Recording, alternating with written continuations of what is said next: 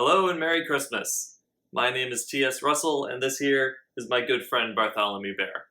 We would like to welcome you to the first page Christmas special, the 12 Pages of Christmas. And on this 9th day of Christmas, Bartholomew gave to me the first page of The Nutcracker by E.T.A. Hoffman. Christmas Eve. During the long, long day of the 24th of December, the children of Dr. Stahlbaum were not permitted to enter the parlor, much less the adjoining drawing room. Frederick and Maria sat nestled together in a corner of the back chamber. Dusky twilight had come on, and they felt quite gloomy and fearful, for, as was commonly the case on this day, no light was brought into them.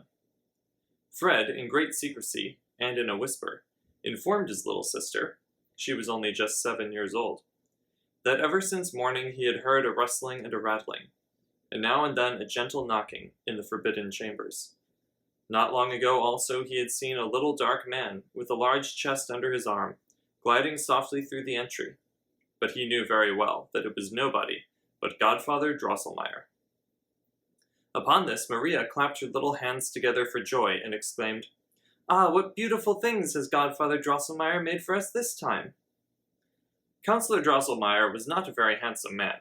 He was small and thin, had many wrinkles in his face.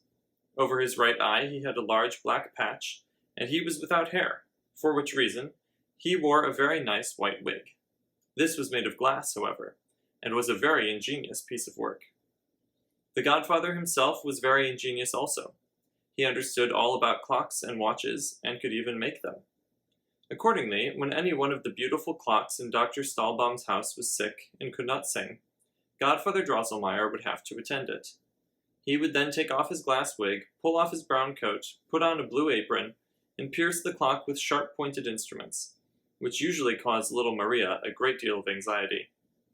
But it did the clock no harm. On the contrary, it became quite lively again, and began at once right merrily to rattle and to strike and to sing, so that it was a pleasure to all who heard it.